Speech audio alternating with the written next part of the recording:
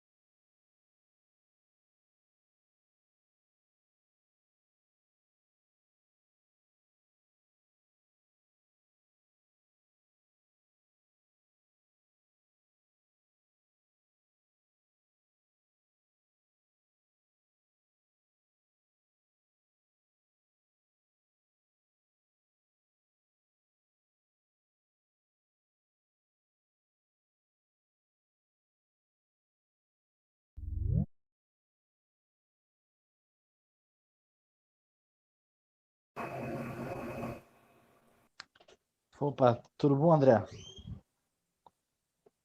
Tá me ouvindo?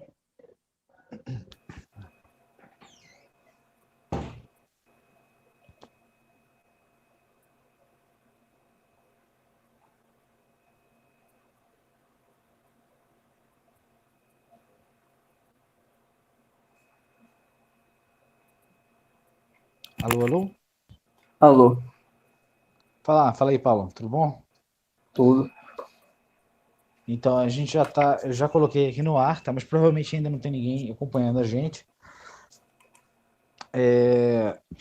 O Rufino deve estar entrando, ou deve ser outro usuário que está aqui no background. Deixa eu ver. Vamos ver se ele já entrou. Ou se ele só vai entrar às 10. Bom, vou falar para ele entrar, que ele pode entrar a hora que ele quiser. Enquanto isso, a gente vai Beleza. a gente pode dar uma introdução até a hora que ele entrar. Sim.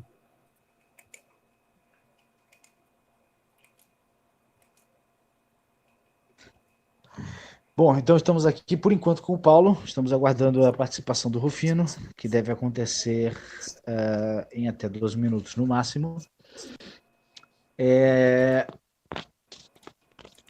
Vou tentar melhorar aqui o meu áudio.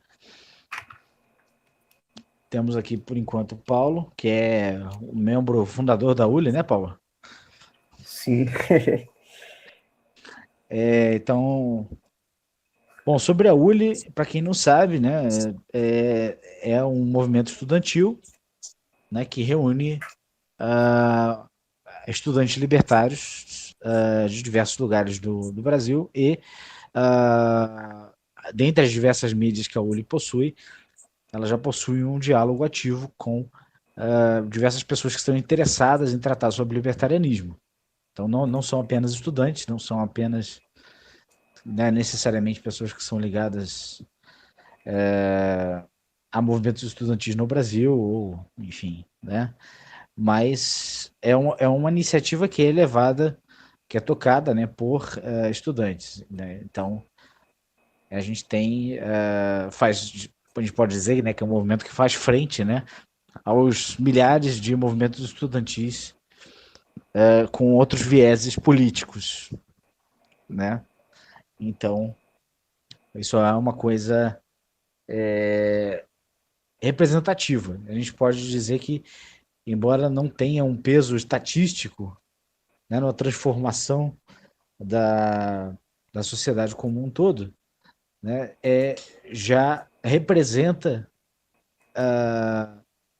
uma opção, né, que é diferente daquelas opções, né, que geralmente a gente encontra nos movimentos políticos estudantis.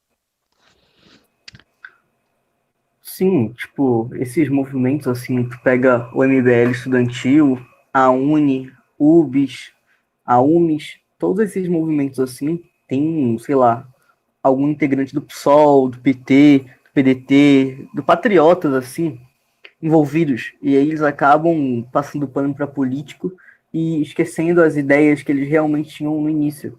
Só que pegar, por exemplo, a Uni, tá certo, a Uni poderia ter ideais marxistas no início, mas depois eles acabaram se esquecendo de tudo que o Marx, tudo que o Lenin, tudo que o Trotsky pregavam, e acabaram se apregando a políticos. Tanto que hoje eles não definem uma pauta, eles definem hipocritamente, né, políticos. Isso daí é um problema que eu não pretendo aceitar dentro da ULI. Perfeito. Hoje, dentro da ULI, a gente tem um projeto, né, tem uma esperança de que, uh, de que, de que se perpetue, né, para as próximas gerações uma referência de pensamento e de pensamento institucionalizado, né, não apenas de um pensamento individual, né, no meio de um debate, né, mas de um paradigma institucional, entende? E com a preocupação, né, de uma honestidade, de uma autocrítica, né, que não são características da maior parte dos movimentos políticos, certo? E aqui, né, a gente pretende, né, mais à frente tratar, né, de diversos temas que são conhecidos do meio libertário e certas abordagens que são também inovadoras dentro dos diálogos já existentes, certo? Então a gente vai tratar, por exemplo, né, de... Opa, aqui já temos aqui a participação do André Rufino, vamos lá, para não ficar, né, a Sociedade das Corujas, aqui nós vamos dar as caras, mas também não sei se ajuda muito, né, porque nós temos aqui a participação de dois barbudos, né, que sou eu e o André Rufino. E aí, André, como é que tá, cara? Vê se você tá conseguindo falar. Olá, tudo bem? Tudo certo? Já estamos ao vivo já, então? Já estamos ao vivo, desculpa o susto, né? Mas é porque para poder gerar o link a gente precisava já começar a transmissão pela tecnologia que a gente está usando, né? Que é uma tecnologia open source. Você que está acompanhando aí também, pare de utilizar as tecnologias do Google, a tecnologia do Facebook e comece a utilizar a tecnologia open source do Jitsi, tá? Então, que é a tecnologia que a gente está utilizando aqui nessa transmissão. Então, Rufino, eu estou te escutando perfeitamente, estou te vendo bem, tá? Beleza. Boa noite a todos, então, aí. Quem é que tá online aqui? Tá eu e você, tem mais outras pessoas?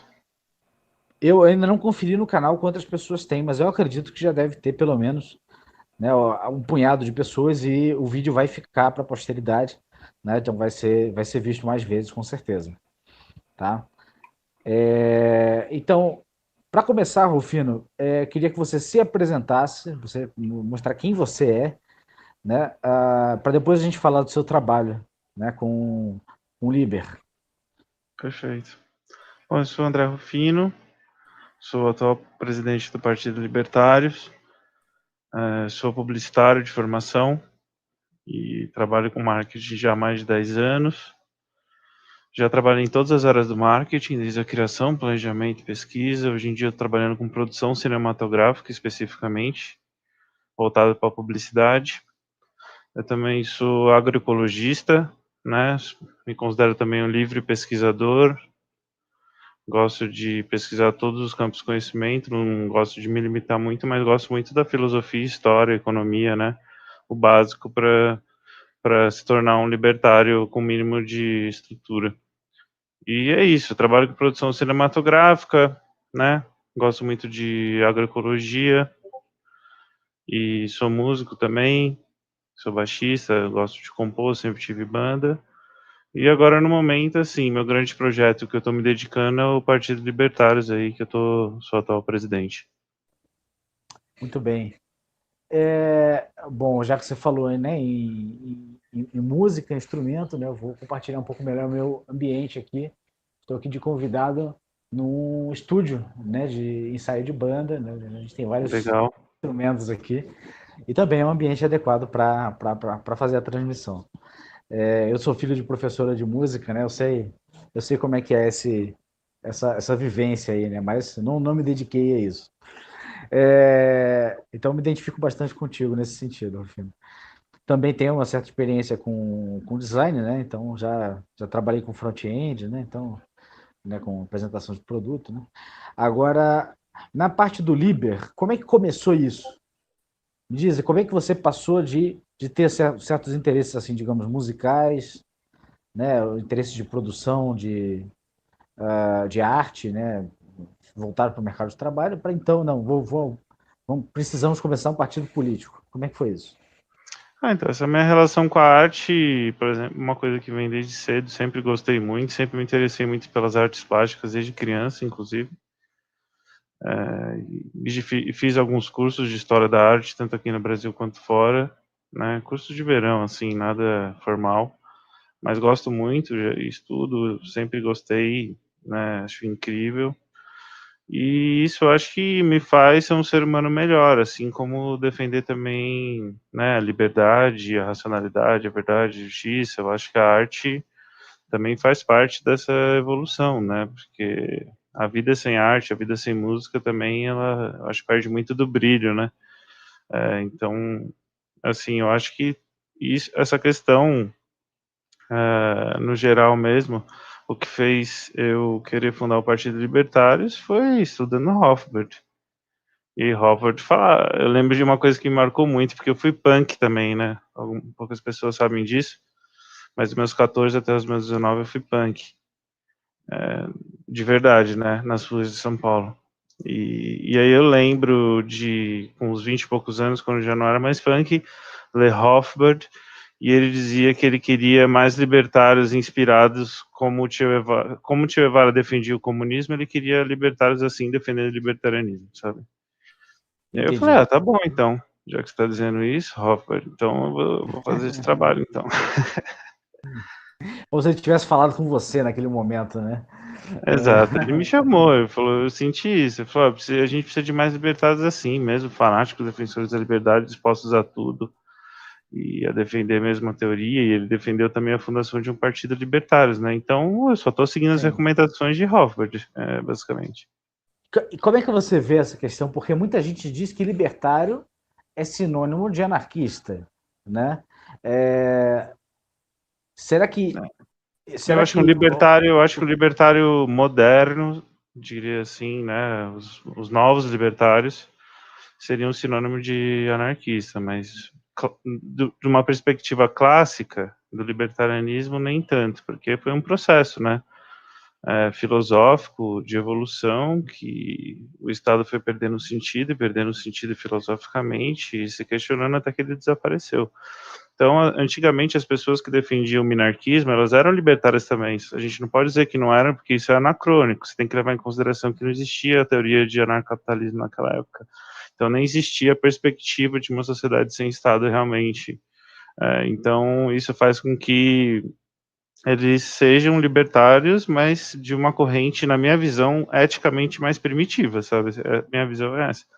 Que os defensores do Estado ali, os formadores dos Estados Unidos, né, e Adam Smith, Locke, todos eles eram incríveis, eles eram libertários, eles são os fundadores o liberalismo clássico, é o pai e quase que a mãe do libertarianismo, mas o fato de eles não serem anarquistas, tal, na minha opinião, não condena eles porque seria um anacronismo, entendeu? Eles são libertários. Só que é isso, eles tinham uma visão um pouco mais primitiva sobre a ética, ainda não era uma coisa tão estabelecida que nem é hoje.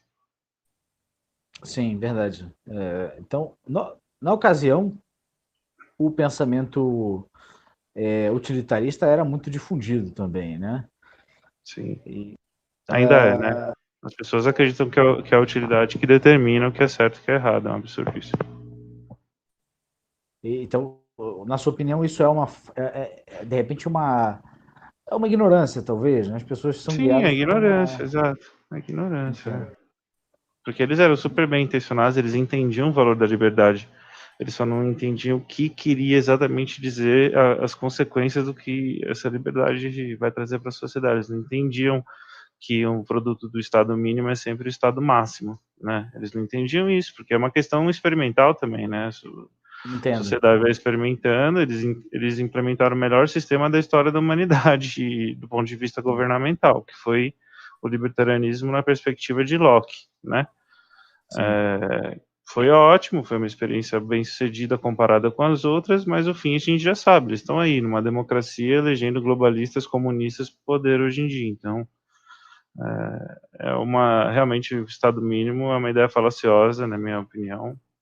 Eu até respeito os minarquistas, isso sem problema, principalmente os minarquistas que veem o Estado mínimo como um meio para se atingir um fim, a anarquia. Esses eu respeito ainda mais, né? Entendido. Bom, para quem chegou agora, porque até em tese, né, nossa entrevista deveria estar começando agora, nós tivemos que adiantar por questões técnicas, mas não adiantamos muito. Esse aqui é o André Rufino, é o presidente do partido Liber. Nós estamos aqui tratando, né, das questões mais importantes, né, da história de vida dele, da história do partido Liber, né, do objetivo do partido, né, do ativismo dentro do partido. E aí, nesse contexto, a gente ficou claro aqui, pelo que ele está falando, né, que existe sim uma visão anarquista, né, dentro do Liber, correto? Não, não é que existe uma visão anarquista. O Liber é um partido ANCAP, entendeu? Ele é a idealização de Hoffert de um partido anarcocapitalista, entendeu? Sim, sim. Eu sou anarcocapitalista, todos os fundadores são anarcocapitalistas, todas as pessoas que foram eleitas pela chapa são anarcocapitalistas, todas as principais pessoas dentro do partido são anarcocapitalistas. O partido é populado por 90 a 95% de anarcocapitalistas, né? A questão é que o Liber está aqui para fazer a diferença e para fazer a liberdade acontecer, para ser realmente um vírus dentro do sistema estatal, entendeu? Se utilizando do próprio sistema.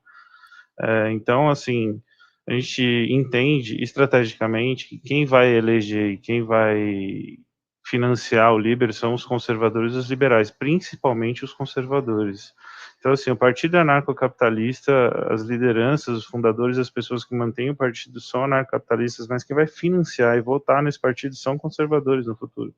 Isso a gente tem plena noção, e por isso a nossa mensagem tem que ser também compatível com esses mesmos conservadores e com os liberais clássicos e tudo mais, que são eles que vão, né, se tornar o partido libertário anarcocapitalista possível. É o voto e o investimento voluntário desses grupos, entendeu? Que por mais que não sejam libertários, são aliados na luta contra o marxismo. Então, a questão é, hoje a gente tem um inimigo verdadeiro e maior do que tudo e todos, pior do que as invasões mongóis e pior do que as invasões dos hunos, que chama marxismo, né, que está no momento travestido de progressismo. E também travestido de metacapitalismo chinês, lá do Partido Comunista. Esses são a verdadeira ameaça para a liberdade. E os libertários, os liberais e os conservadores devem sim se unir para lutar contra esse mal comum. não quer dizer que nós necessariamente temos que unir em tudo e para sempre, somos irmãos, não. Nós somos ideologias diferentes e em alguns pontos nós somos inclusive contrários, porque o libertarianismo não é conservador, mas os libertários têm valores conservadores. As pessoas têm que entender isso, que existe uma diferença entre você ser conservador e ter valores conservadores. Acredito Sim, que 90% das pessoas dentro do Liber têm valores conservadores, por mais que nós somos um partido que defende uma ideia tecnicamente revolucionária, entendeu? sim. É, E bom, eu em acredito que tese, nós somos os líderes naturais dessa luta contra o marxismo, tanto pela questão intelectual, espiritual, força, coragem.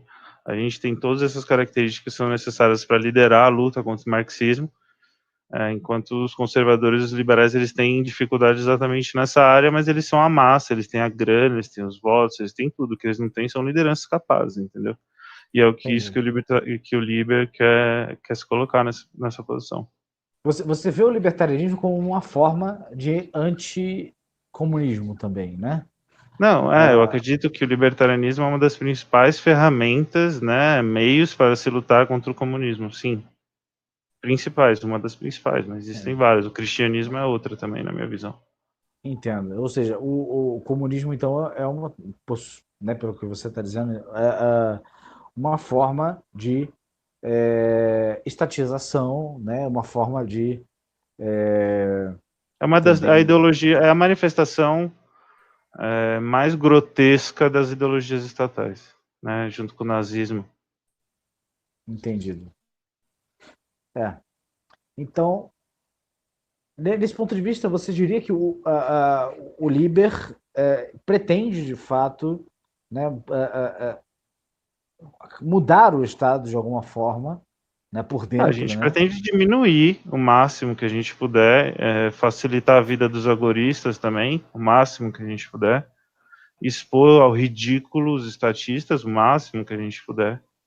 E é isso que a gente vai fazer o máximo que a gente puder. A gente não sabe o que de fato a gente vai conseguir fazer, a gente sabe que os nossos objetivos são sólidos, que é diminuir o Estado o máximo possível, facilitar a vida do agorista o máximo possível, e ridicularizar os estatistas também o máximo possível, né? Entendi.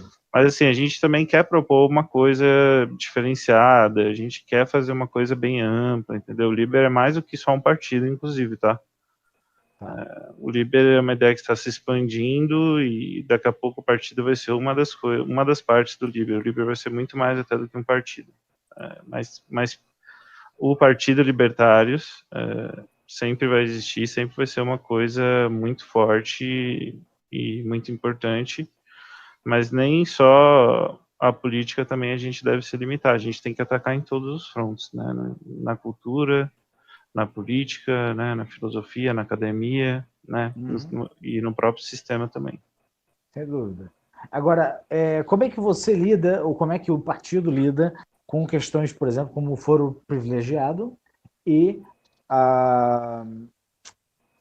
o investimento partidário que advém do dinheiro público? Isso é considerado problemático de alguma forma ou não?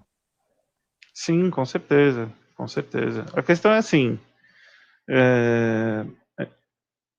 o Liber, né, a gente vai ter uma plataforma que a gente vai defender uma nova Constituição no futuro. Essa vai ser a nossa grande plataforma. De resto, a gente vai fazer esse trabalho que eu falei para você, de luta, de trincheira, mas a gente vai ter uma plataforma, que é uma nova Constituição. E essa nova Constituição que a gente vai defender, que a gente ainda não sabe como vai ser, isso vai ser uma questão aí para os próximos 10 anos para ser desenvolvida, a gente vai propor uma solução para o Brasil e para os estados também, que quiserem ser independentes, se formarem nações também, isso tudo nós vamos defender. A questão do fórum privilegiado, de todos esses privilégios, a questão é assim, essas são as partes que são mais importantes de serem cortadas, entendeu? Então, assim, tem uma grana lá que está indo para os miseráveis, né? E se você cortar essa grana, vamos supor, milhares de pessoas vão morrer, porque o Estado lá já criou um sistema todo de autoparasitagem que realmente as pessoas são dependentes. Se tirar, as pessoas morrem. Então, assim, antes cortar dos funcionários públicos, cortar essas regalias, cortar essas aberrações que são inconstitucionais, até na perspectiva legalista, entendeu? Que são mais fáceis, entre aspas, que vão gerar fatores quase que estritamente positivos para a sociedade do que bater exatamente nessas questões que envolvem as pessoas mais pobres e mais miseráveis, que são as maiores vítimas do Estado. Então, o que o Liber defende é exatamente uma mudança total, uma pivotagem mesmo do sistema, e de cima para baixo, começando dos principais e maiores cargos, né, os que ganham mais dinheiro, e diminuindo o Estado por eles, né, pelos privilegiados do funcionalismo público, principalmente a classe de políticos, né, que talvez deve ser a mais privilegiada do Brasil. Perfeito. Bom, eu vou apresentar aqui para vocês, está conosco o membro fundador, né, da ULI, né, que é o Paulo Gabriel Brandão, correto? Acertei o nome? Acertou, dessa vez acertou. Dessa vez foi. Beleza, Paulo. E aí? Boa noite, Rufino, tudo bom? Beleza, muito bom. Então, o Paulo, de repente, eventualmente pode ter alguma dúvida. E se alguém tiver alguma dúvida aí também... Eu já tenho. Eu queria... porque eu cheguei atrasado assim, porque eu estava ocupado mexendo no meu computador, mas... Queria saber do Rufino, né? Que eu já vi uma entrevista dele com o Miorin, dele falando, assim, dos primórdios dele no libertarianismo, assim, no campo da filosofia. Eu queria saber de você... qual foi o livro libertário, assim, que mais te encantou, assim... Seu primeiro, seu segundo, e o que te fez se interessar pela filosofia libertária? E talvez como foi que tu encontrou, né, a filosofia libertária? Então, eu vou dizer que o Manifesto do Novo Libertário do Conkin foi o livro, né, foi o artigo, né, se pode ser chamado assim, que me converteu. Então, eu posso dizer que foi ele que abriu a minha mente, porque eu tinha essa mentalidade meio punk, né, como eu falei aqui. Eu tinha uma mentalidade meio... Eu sempre me considerei anarquista, mas uma mentalidade meio anarcocapitalista. Mas eu acho que, assim, o livro que realmente me marcou foi o Ação Humana, né? Que foi realmente onde foi introduzida a praxeologia e a lógica por trás do pensamento econômico da escola austríaca. Foi isso que mudou a minha mente mesmo, assim, do tipo, uou, sabe? Quando... muda, tipo assim, teve essa mudança com o Manifesto do Novo Libertário, eu li as 6 lições e isso abriu minha mente. Só que aí quando eu li o Ação Humana, foi o que você falou, foi essa transformação filosófica mesmo, de mudar a perspectiva com que você enxerga as coisas, entender como funciona a ação humana, né, fazer uma análise praxeológica, a própria ciência da praxeologia, como ela é importante para você compreender fenômenos e também argumentar, né, por exemplo, demonstrar como a social-democracia é um meio inadequado para se atingir o bem-estar social, não interessa se esse é o fim, ela é um meio inadequado, o livre mercado é um meio muito mais adequado a atingir o fim, bem-estar social, do que a social-democracia, isso é uma análise simples, praxeológica. Então, eu acho que eu posso dizer que basicamente foi isso, o Manifesto do Novo Libertário, seguido pelos 6 lições, aí eu fui para a Ação Humana, mas aí teve vários livros que me marcaram, né, Anatomia do Estado, o próprio livrinho também lá, o Stato Não Obrigato, também foi um dos primeiros que eu li, também me marcou muito. Freedom to Choose, também, do Milton Friedman, foi os primeiros, né? E também Revolta de Atlas me marcou bastante essa coisa de querer fundar um capistão, tá? Que é uma das coisas que eu também tenho, que eu tenho 15 anos de pesquisa científica mesmo, e técnica para entender como fundar uma comunidade libertária totalmente independente da infraestrutura do Estado e tudo mais. Eu já tenho mais de 10 anos de pesquisa e experimentação também nessa área. Por isso que eu até me interessei muito por agroecologia, porque eu descobri que a agroecologia tem tudo a ver com autossuficiência. Então, mas basicamente foi esse caminho, né, básico que eu fiz, assim. E na época também surgiu o Mises Brasil, e aí do Mises Brasil eu comecei a ter contato com o Mises americano e ler todos os artigos, né, do Tom Woods, do Leo Rockwell, do Ron Paul, o próprio Hope, que escreve para lá, né, Kinsella, todos eles, né, comecei a ler muitos artigos, e é isso, basicamente. E eu também gosto, eu sempre gostei de literatura clássica também. Assim, tu falou que tu era anarquista, tu gostava de punk, tem todo esse parâmetro, né? Questão de semântica, que o Proudhon, Bakunin, o próprio Marx costumavam chamar o capitalismo bens escassos, laissez-faire, de coisas totalmente diferentes da escola austríaca. Tu teve, sei lá, teve uma certa confusão contigo, assim, no princípio, ou tu Então, já eu foi mais fácil? estudava muito Proudhon, Bakunin, desde que eu tinha uns 13, 14 anos, porque aqui em São Paulo, há muito tempo atrás, vendia aqueles, ainda vende, né, nas bancas de jornais, vende aqueles livrinhos de filosofia, sabe, com uma edição bem vagabunda, tudo. E aqueles livros, não sei, eu tinha um interesse, eu já lia, e aí tinha, por algum motivo, tinha Bakunin, Proudhon, Malatesta, Kropotkin, tinha todos esses lá vendendo nas bancas aqui no centro de São Paulo. E aí eu comprei todos e fui lendo Nietzsche, inclusive dos 12, 13 anos para frente, eu já comecei com isso. E eu, entre os punks, era o único que lia Proudhon, Bakunin, que tinha algum preparo mesmo, a galera punk só queria encher a cara de cachaça. E aí, não que eu não quisesse também, na época eu também curtia, mas eu curtia ler Proudhon. E aí a questão é assim, eu fui estudando eles tal, e aí, inclusive, pesquisando sobre anarquismo, eu já tinha meio que exaurido a história do anarquismo, a revolução das bicicletas na Holanda, né, que eu depois, hoje em dia, eu chamo de anarcoprimitivismo, que é o que eles defendiam.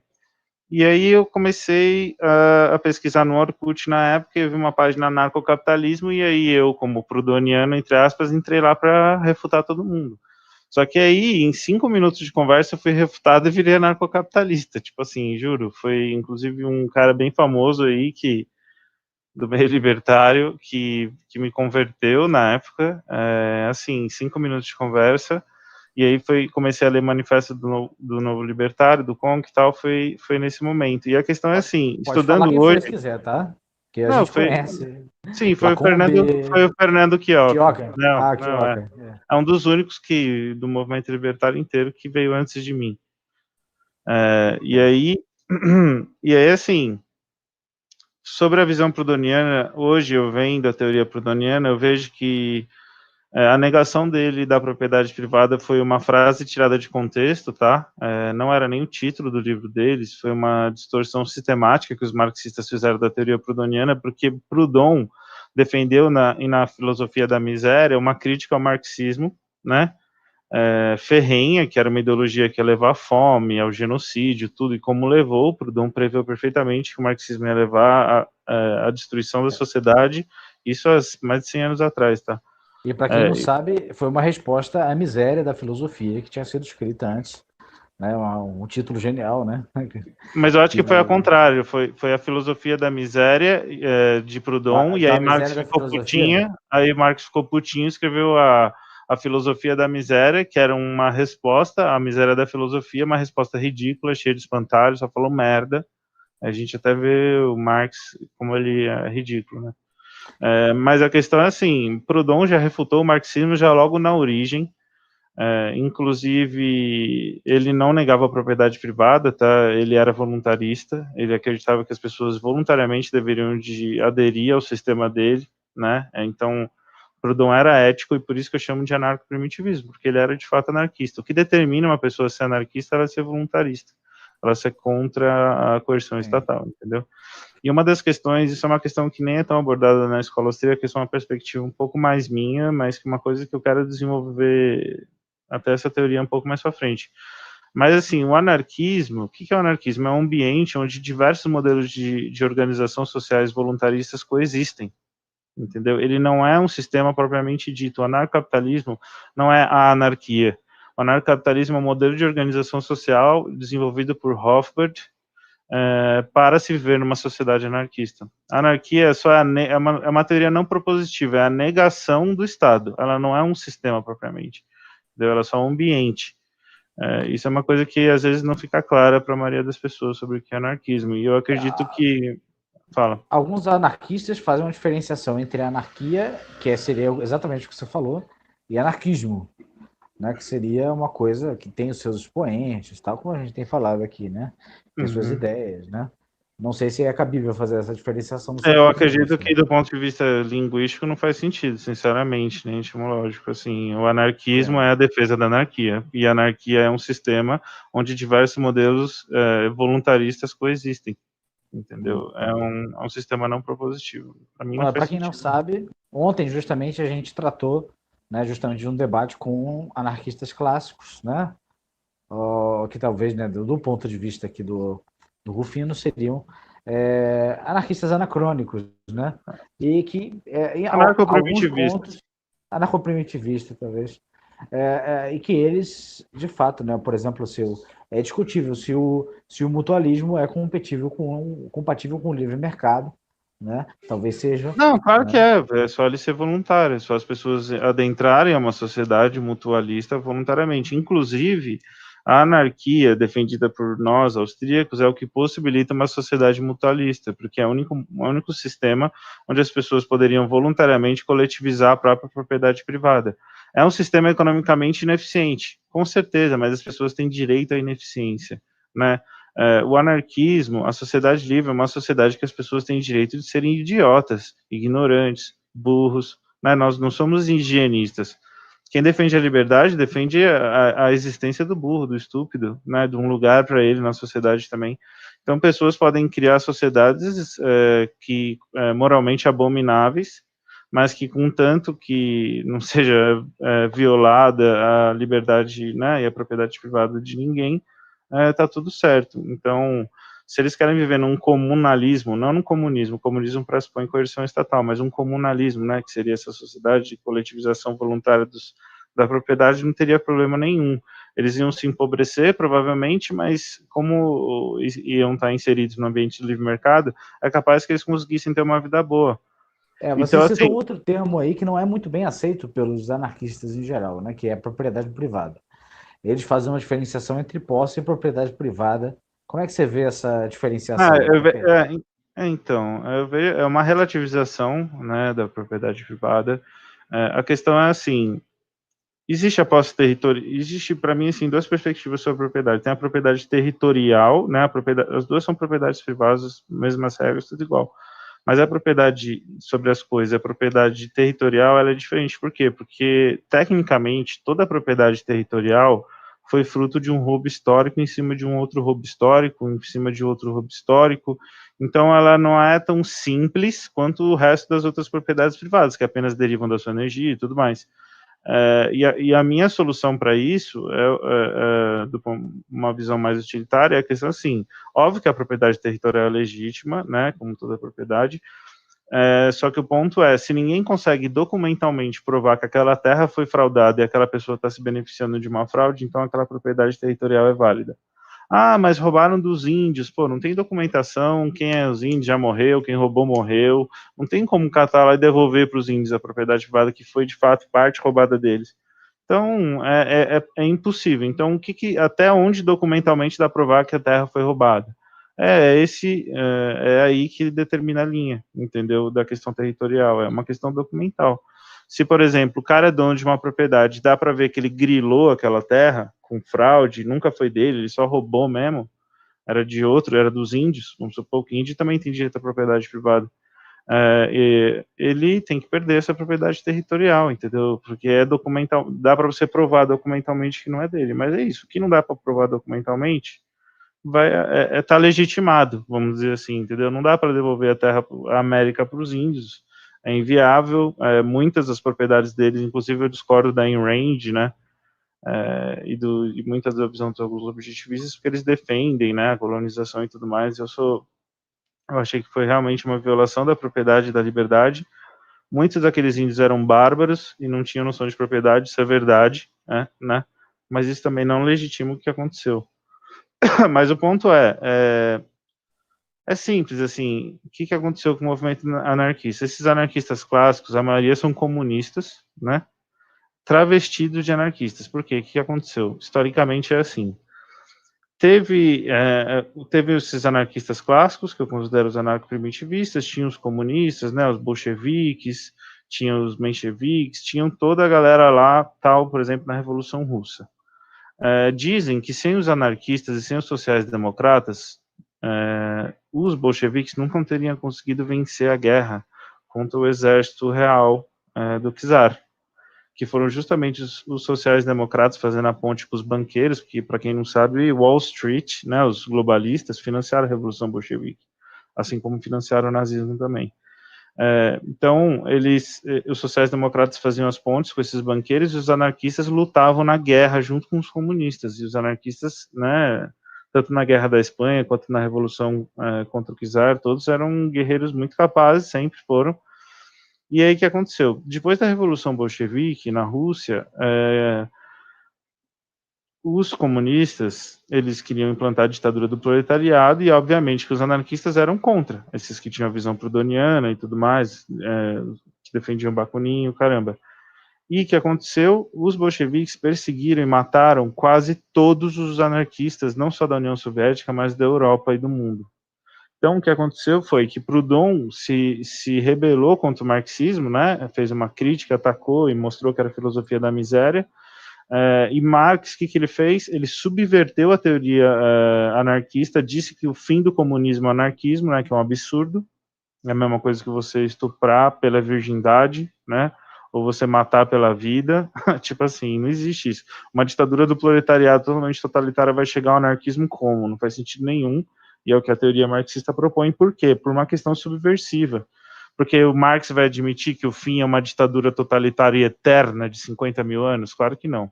Então, no fim, magicamente, tudo se transforma no anarquismo maravilhoso, não é o Holocausto. O Holocausto é só o meio para se atingir o fim, que é a anarquia, mentira. Não existe nada na teoria marxista que leva ao anarquismo, absolutamente ao contrário, tudo leva ao estatismo extremo, e isso que é pontuado pelo Proudhon.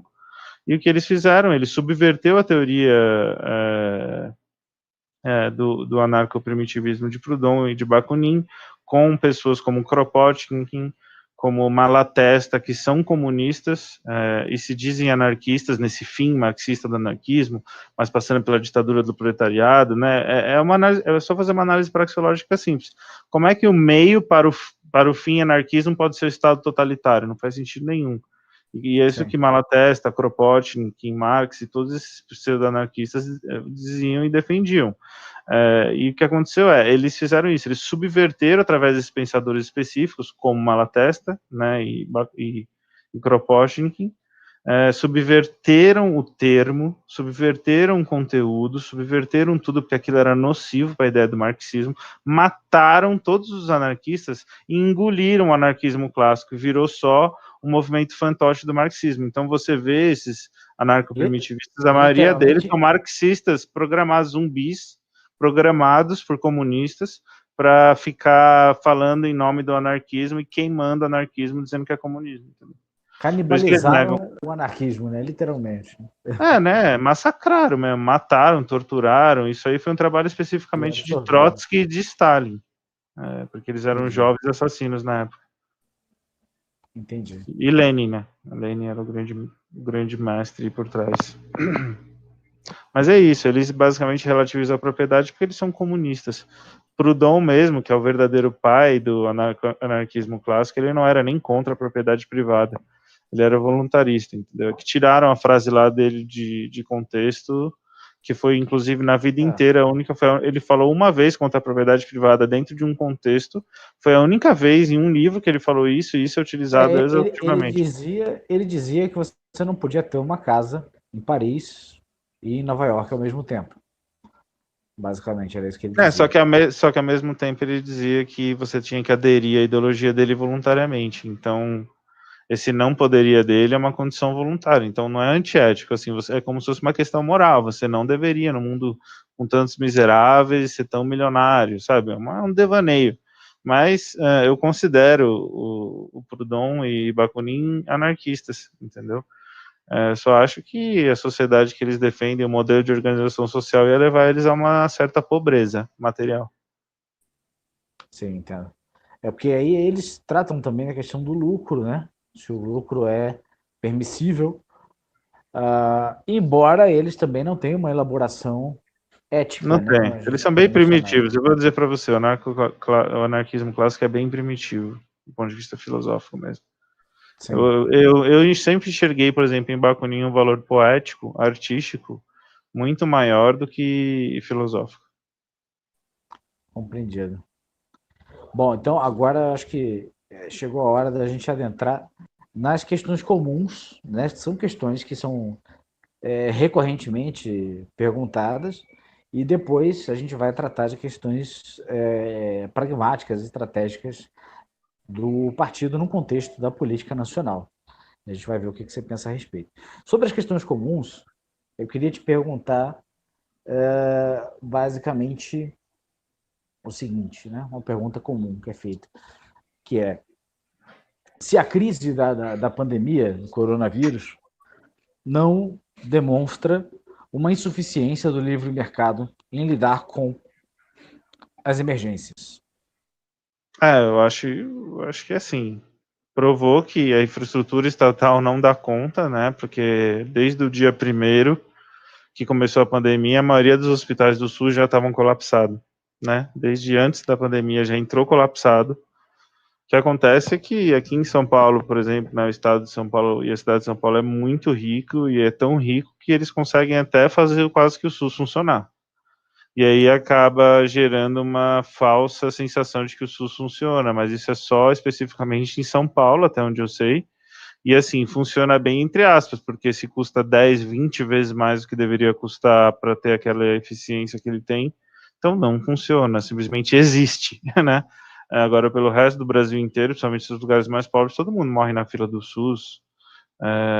E as pessoas, na verdade, do coronavírus, a maioria das pessoas não vai para o hospital, fica em casa, né? E se vira, né? Isso que é a verdade.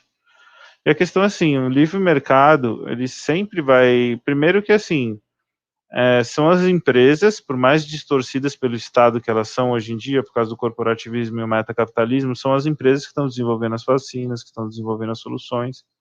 A maioria absoluta das soluções são desenvolvidas pela iniciativa privada, para começar. Né? Todos os equipamentos médicos são criados e desenvolvidos pela iniciativa privada. Né? A maioria dos tratamentos são feitos são desenvolvidos e criados por universidades e institutos de pesquisa privados. A Isso maioria das seria, isso seria então, possível hoje, sem isso é hoje. isso, mas isso seria possível sem a verba de impostos?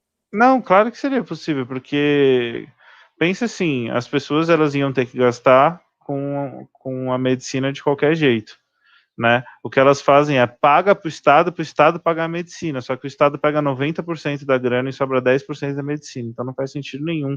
O Estado ele só rouba e destrói recursos, entendeu? E ainda o dinheiro que ele vai pôr vai ser um dinheiro, tipo assim, o Estado te rouba e aí do que ele roubou você, ele rouba 90% para ele, os 10% que ele sobra ele ainda gasta no amigo, entendeu? Você sabe uma visão que geralmente eu vejo que as pessoas que costumam atacar essa visão têm, é de que se as pessoas não pagassem o imposto para que o Estado reservasse o dinheiro de saúde e de aposentadoria delas, as pessoas, em sua grande maioria, seriam imprudentes consigo mesmas e iam gastar tudo em mulher e cerveja.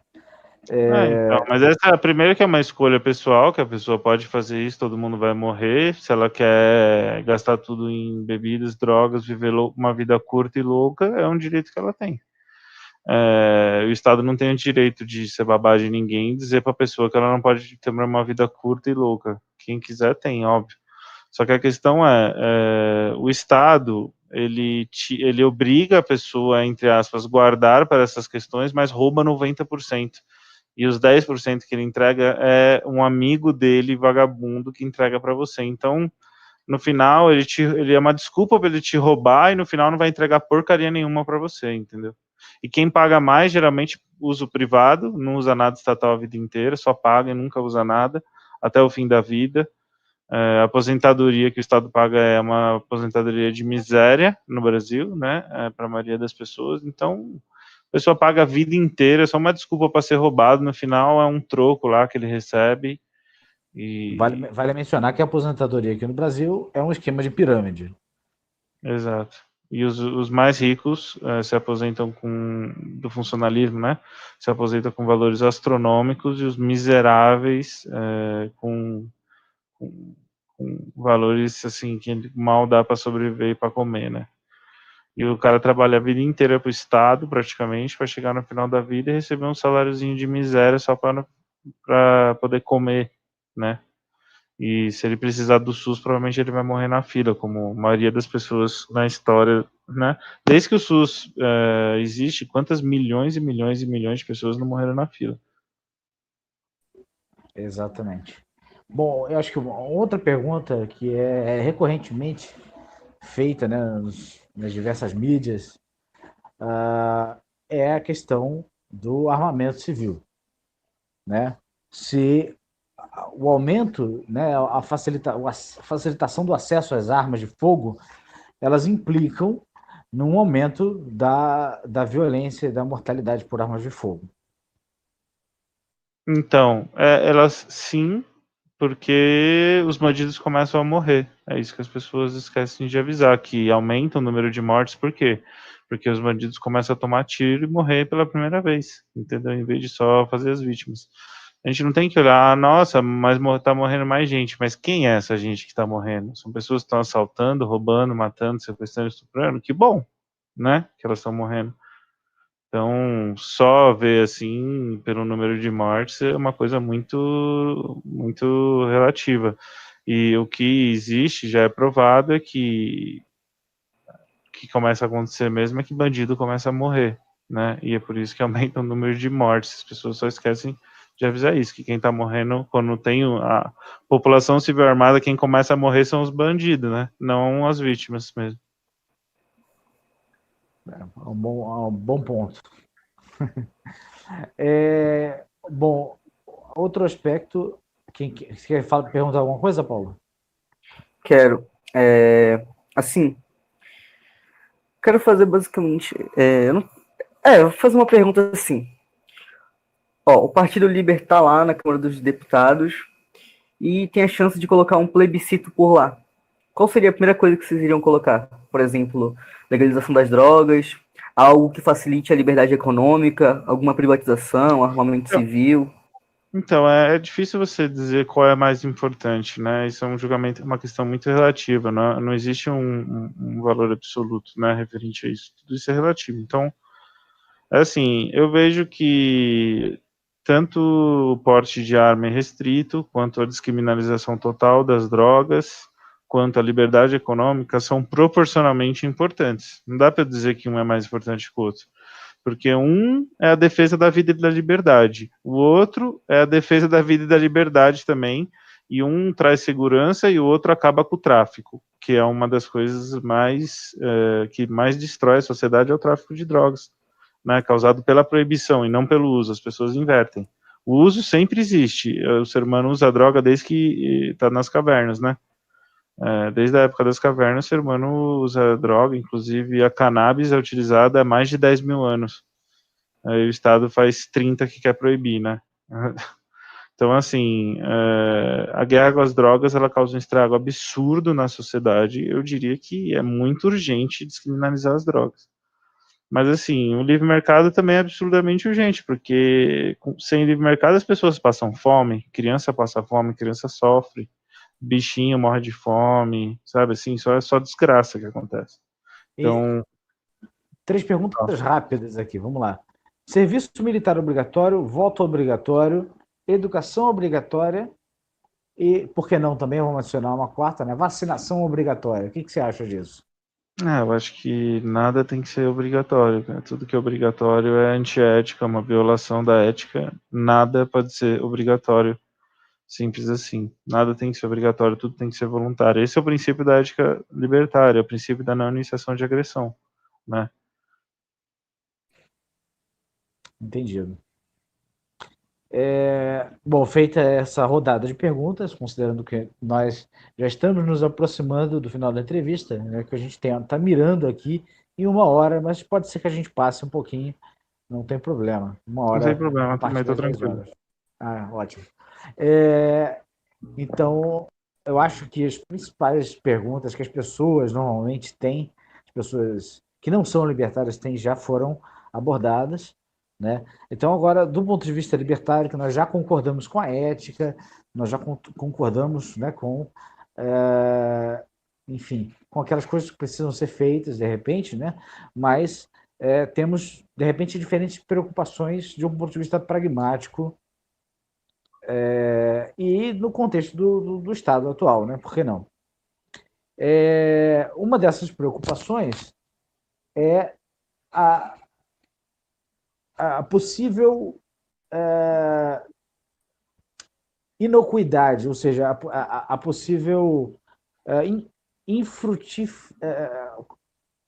o caráter infrutífero das ações políticas libertárias junto ao Congresso, junto à Câmara dos Vereadores, uma vez que não são maioria, uma vez que não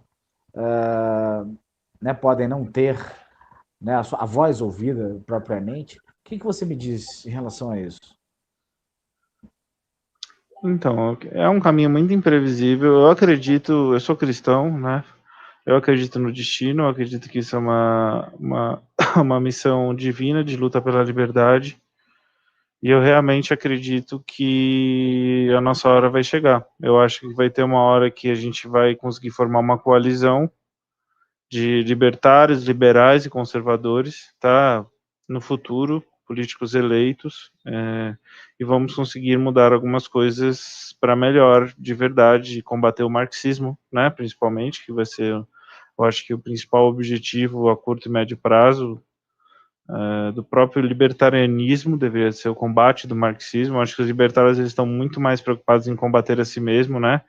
Os fiscalzinhos de libertário que tem por aí no movimento libertário estão muito mais preocupados em ficar arranjando probleminha do que combatendo a ideologia mais genocida da história da humanidade, que acabou de sofrer uma nova metamorfose completamente bizarra, que é o progressismo, e está tomando toda a sociedade de assalto, acabou de tomar os Estados Unidos.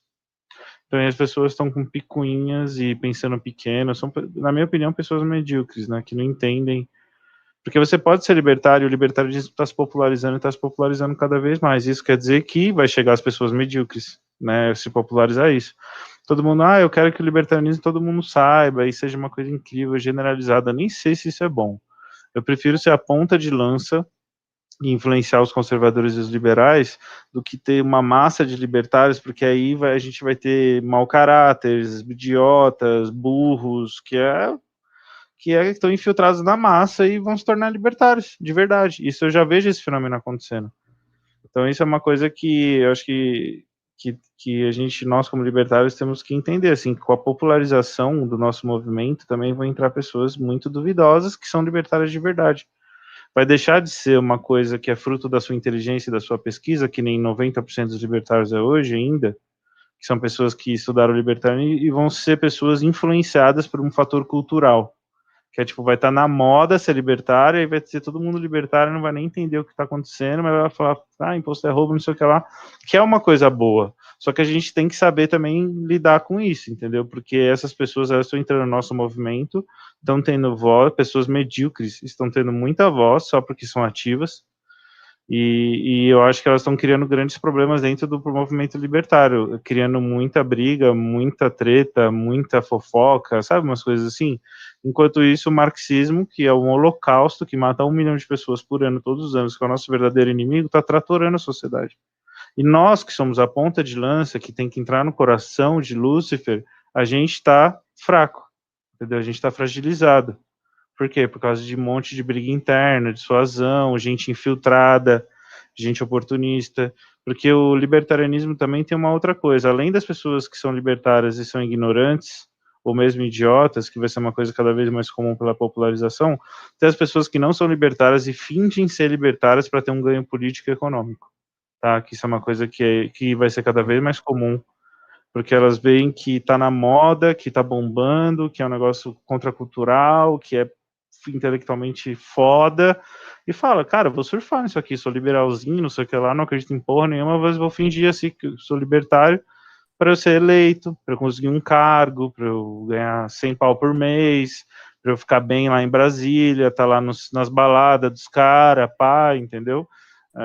Tem gente que tá entrando no movimento para isso, a gente tem que tomar muito cuidado, mas também, de maneira alguma, temos que ser tons. Eu acho que a gente tem que usar também essas novas pessoas tentando, principalmente os libertins, que hoje em dia são um problema, e a gente pode transformar numa solução, porque são os libertários do futuro, na minha visão, entendeu? Então, Sim. por exemplo... Acho que o Paulo está com uma pergunta. Fala, Paulo. Tem uma pergunta aqui, ainda em relação a isso, que do chat o Danone fez. Ao seu ver, qual é a maior dificuldade para um crescimento sustentável do movimento ANCAP? O que falta para um crescimento sustentável do movimento ANCAP, são lideranças íntegras, tá? E com qualidade intelectual. Íntegra no sentido da defesa ética, né? Pessoas que são verdadeiramente libertárias e tenham qualidade intelectual. Eu acho que falta lideranças assim, tá? Eu acho que tem muita gente muito estrupiada aí que está liderando coisas, eu acho isso muito errado, e tem muitos falsos liberais e falsos conservadores e falsos libertários que também têm muito papel de destaque. Isso é uma coisa que eu acho que atrapalha muito. Eu acho que, primeiro, precisa profissionalizar, isso é uma coisa que eu até conversei com o Rafael Haid, numa reunião que eu fiz com ele há um tempo atrás, exatamente falando sobre o Liber, que ele aconselhou a gente a profissionalizar o Liber, e eu acho que nesse ponto ele está certo. Inclusive, eu acho que para ano que vem a gente já vai profissionalizar a gestão do Liber. Live streaming is on. Estamos de volta aqui depois de uma pequena interrupção, né, do tempo limite da nossa ferramenta, que é uma ferramenta gratuita. Como eu já falei antes, é o Jitsi, vocês podem usar para transmitir para o YouTube. Mas cai depois de uma hora. Cai depois de uma hora, né? Se você não quiser que caia depois de uma hora, tem que pagar ou personalizar a ferramenta. Uma coisa que eu ainda não tive tempo de fazer. Bom, voltando aqui à questão que a gente estava tratando, né? A gente tinha uma pergunta aqui do YouTube que estava sendo respondida pelo Rufino. Então, se você quiser continuar. Eu não lembro exatamente o que eu estava falando no momento. Você pode recordar, Paulo? Eu respondi a sua pergunta? Respondeu sim, basicamente estava falando que a gente precisa de pessoas com um nível intelectual superior, né, para não vir e ético, novos...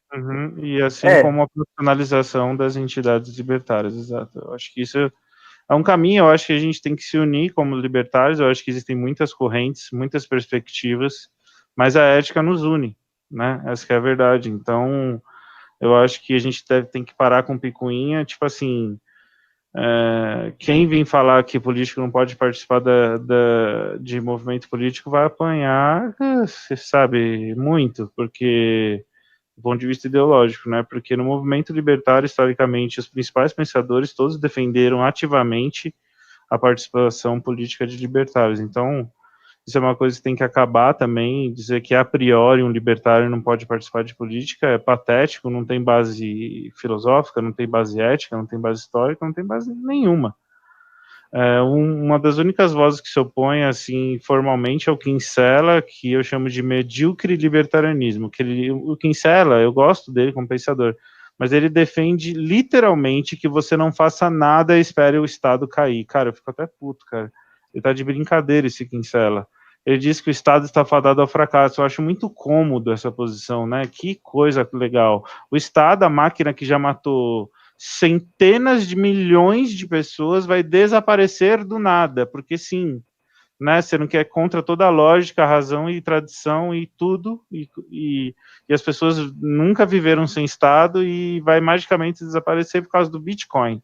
Né, melhor ainda, também adoro essa tese, que o Bitcoin vai matar o Estado sozinho. Cara, se amanhã a Rússia, os Estados Unidos comunista e outros países, China, tal, implantarem prisão perpétua para quem tem Bitcoin, você vai ver o preço cair, você vai ver um monte de gente deixar de usar. Se eles proíbem, e aí, por exemplo, vocês estão vendo todas essas multinacionais comprando Bitcoin agora, né? Estão entrando, perfeito.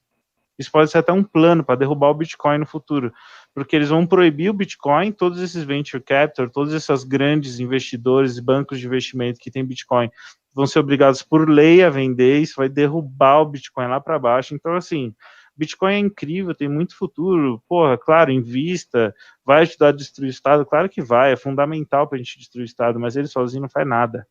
Entendeu? Vocês têm que entender que para a gente destruir o Estado é uma questão cultural, política, filosófica, ética, propagandística, educacional, entendeu? A gente tem que ir para as ruas, a gente tem que enfrentar os caras nas ruas também, entendeu? Coisa que o Liber já fez. Aí outra pergunta também, né? Claro, a primeira que eu acho que você já está meio que respondendo é se ao participar do Estado você não se torna também parte do Estado. Essa é a primeira pergunta. A outra é se nós temos de fato que destruir o Estado ou nós temos que evitar sermos destruídos por ele. Não, nós temos que destruir o Estado onde ele estiver. Essa, na minha visão, é o certo, porque essa questão, assim, o Estado pressupõe coerção. Não é que, quem quiser viver sobre o Estado, não, isso não é Estado, o Estado não tem nada a ver com voluntarianismo. Se as pessoas, elas querem um governo voluntário, que não tenha poder de Estado, isso não tem problema nenhum, você está entendendo? Inclusive, eu acredito que essa é até a solução para a gente destruir o Estado, defender um governo libertário que não tenha coerção, entendeu? Eu acho que essa talvez seja a chave até psicológica, para no futuro a gente conseguir convencer a população a abandonar a ideia de Estado. É o quê? Substituir a ideia de um governo estatal por um governo libertário, que não tem poder de coerção, que não pode cobrar impostos, que não tenha poder de lei, que todo o poder dele venha voluntariamente, e todo ele seja financiado voluntariamente. E que ainda tenha uma estrutura de governo, tal, senador, Suprema Corte, tudo financiado voluntariamente, sem poder de lei. Se as pessoas precisam desse teatrinho governamental, não tem problema nenhum. O que a gente não pode confundir é a noção de Estado com governo. Uma empresa é governada, sua casa é governada, sua vida é governada por você. O problema não é o governo, o problema é o Estado, é o monopólio legítimo sobre a violência. É isso que tem que acabar. Se as pessoas querem um governo organizando a sociedade, isso não tem problema nenhum com isso, contanto que não tenha força de lei, que não tenha monopólio legítimo sobre a violência. Perfeito. Bom, estamos chegando aqui no final da nossa entrevista, infelizmente. A gente não tem naquela plateia para falar nesse momento. Mas foi muito bom falar contigo.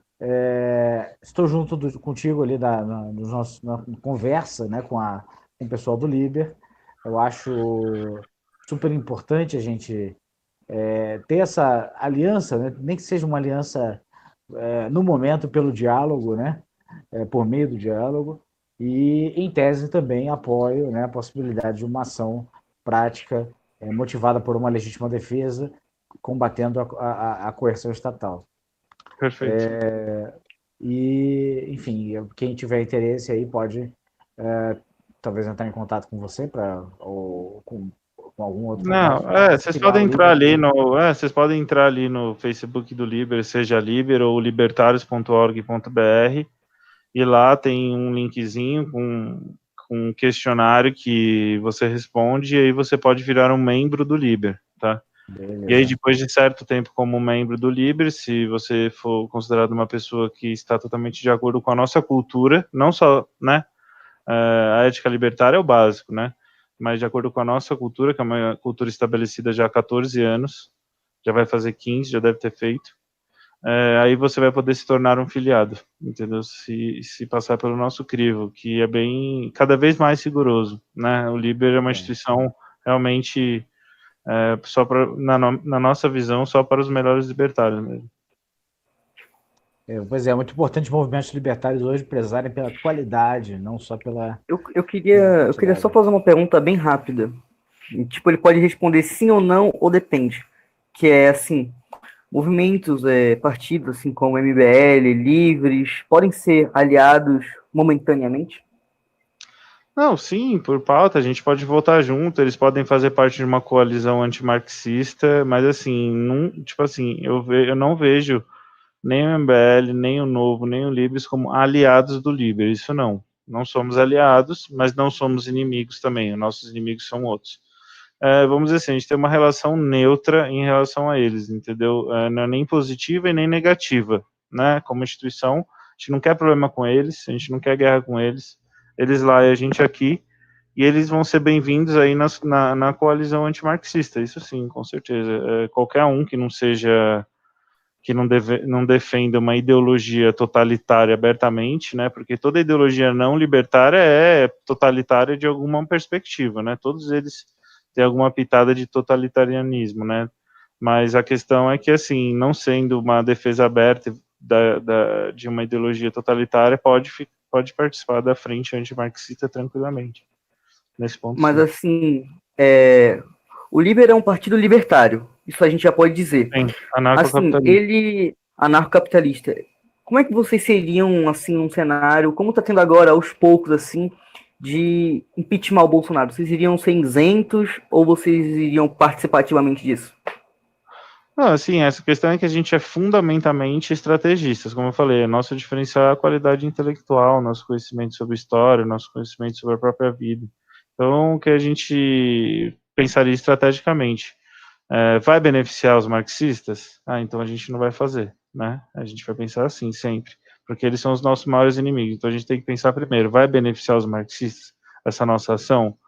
Vai beneficiar muito. Então a gente não vai fazer isso, cara, a não ser que seja uma situação muito extrema, que a nossa própria vida dependa disso, mas tirando isso, a gente sempre vai pensar, vai beneficiar os marxistas de alguma maneira? Vai, então a gente não tá junto, entendeu? Então, assim, eu acho que o Bolsonaro já cometeu crimes para ser impeachmentado umas 10 vezes diferentes, por crimes diferentes, isso aí sem dúvida. Mas eu jamais participaria de um impeachment junto com a esquerda, em hipótese nenhuma, pelas razões que estão defendendo, nunca, nada. São decrépitos, entendeu? Não existe. O Bolsonaro, para mim, tá se comportando de uma maneira muito inadequada. Como eu falei, eu acho que ele é totalmente impeachmentável, mas estrategicamente não acho que seria bacana impeachment ele agora, nesse contexto em que a esquerda está dominando essa narrativa especificamente. Né? Isso é um erro, inclusive, do MBL. Aí eu vejo que eles podem ser a favor do impeachment, mas não lutar junto com a esquerda contra o Bolsonaro. Isso não pode, que é o que o Partido Novo está fazendo também, né? Principalmente o Amoedo, né? Que manda no Novo, por mais que negue, ele manda. Ele está lá defendendo coisas absurdas e defendendo e também o impeachment do Bolsonaro. São pessoas que, assim, eu vou defender o que eu acho certo, independente se vai ou não beneficiar a esquerda, entendeu? Não, cara, você tem que pensar, cara, os caras estão lutando contra, o que eu falei, o holocausto, tipo, não tem brincadeira, você não pode dar corda pros caras, entendeu? Então, assim, se na próxima eleição ficar entre o Bolsonaro e um candidato do PSOL, eu prefiro que ganhe o Bolsonaro. Eu vou lá votar nele? Jamais. Eu vou defender alguém, vote nele? Jamais. Mas eu vou preferir que ele ganhe em detrimento de um comunista, sim, por mais que eu possa achar o cara mafioso, entendeu? É igual o Temer, todo mundo sabe, né, que ele era Cosa Nostra, mas, ao mesmo tempo, porra, dos Cosa Nostra que tinha ali era o menos pior, entendeu? Pelo menos não é comunista. Pelo menos não quer o mal do Brasil, né? Que é os caras. Tem gente que tá no poder que quer o mal do Brasil, que realmente os caras querem ferrar com. Entendeu? Então eu acho que é isso, assim. Eu não sei, o Liber não estaria a favor do impeachment por uma questão estratégica, não por uma questão técnica. Isso daí só iria alimentar mais o discurso social-democrata e a esquerda só iria se popularizar mais. Exato. Qualquer coisa que beneficie a esquerda, você está fazendo errado. Se você não importa se aquilo poderia ser, como que eu falei, Bolsonaro poderia ser e talvez deveria ser tecnicamente impeachmentado, mas não nesse contexto em que beneficia a esquerda. Entendeu? Simples assim.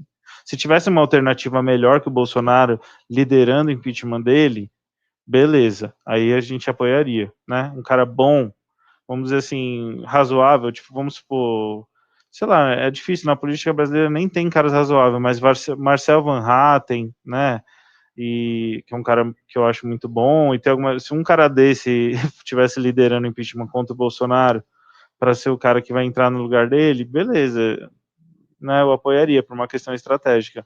Agora, nesse contexto, se o Bolsonaro sofresse impeachment, a esquerda ia se fortalecer absurdamente, como se fortaleceu nos Estados Unidos, ia surgir das cinzas, né, os zumbis, né, marxistas iam surgir das cinzas.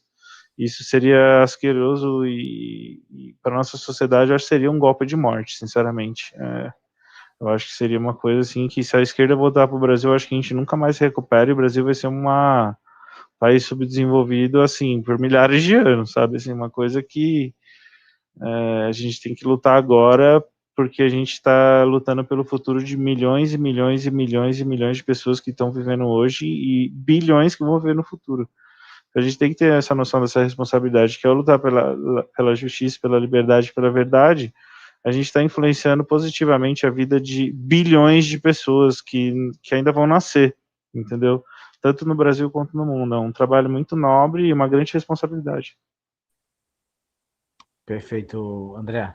Vamos encerrar aqui agora a entrevista, né? Para mais questões, a gente vai precisar continuar num diálogo, né? Aí nas redes. E aí vocês podem seguir aqui no portal da Uli também. Né? Temos aqui a página de Facebook da Uli, o grupo do WhatsApp, o grupo do Telegram. Muito importante agora, nesse momento, a gente migrar das mídias controladas por grandes corporações para as mídias autônomas e geridas pela comunidade. Então, saudações voluntaristas para todo mundo e já vamos nos despedindo aqui, encerrando a transmissão. Valeu, gente, então.